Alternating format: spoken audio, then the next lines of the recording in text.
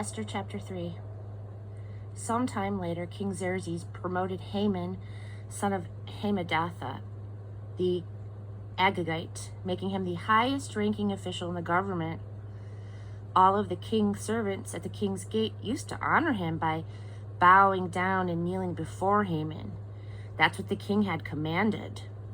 Except Mordecai. Mordecai wouldn't do it. He would not bow down and kneel. The king's servant at the king's gate asked Mordecai about it. Why do you cross the king's command? Day after day they spoke to him about this, but he wouldn't listen. So they went to Haman to see whether something shouldn't be done about it. Mordecai had told them that he was a Jew. When Haman saw for himself that Mordecai did not bow down and kneel before him, he was outraged. Meanwhile, having learned that Mordecai was a Jew, Haman hated to waste his fury on just one Jew. He looked for a way to eliminate not just Mordecai, but all of the Jews throughout the whole kingdom of Xerxes. In the first month, the month of Nisan, of the 12th year of Xerxes the Pure, that is, the lot, was cast under Haman's charge to determine the propitious day and month. The lot turned up the 13th day of the 12th month, which is the month of Adar.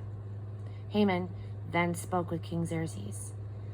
There is an odd set of people scattered through the provinces of your kingdom who don't fit in.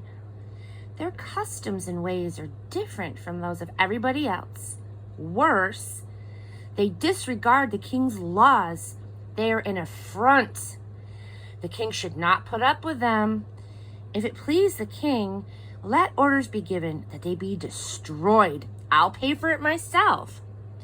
I will deposit 375 tons of silver in the royal bank to finance the operation.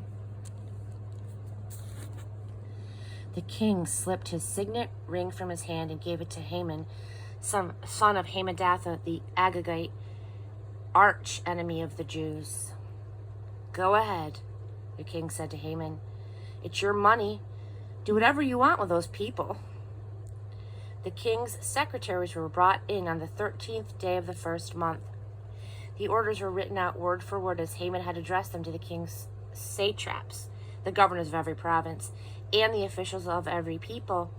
They were written in the script of each province, in the language of each people, in the name of King Xerxes, and sealed with the royal signet ring. Bulletins were sent out by couriers to all the king's provinces with orders to massacre, kill, and eliminate all of the Jews, youngsters and old men, women and babies, on a single day, the 13th day of the 12th month, the month of Adar, and to plunder their goods. Copies of the bulletin were to be posted in each province, publicly available to all peoples, to get them ready for that day. At the king's command, the couriers took off. The order was also posted in the palace complex of Susa. The king and Haman sat back and had a drink, while the city of Susa reeled from the news.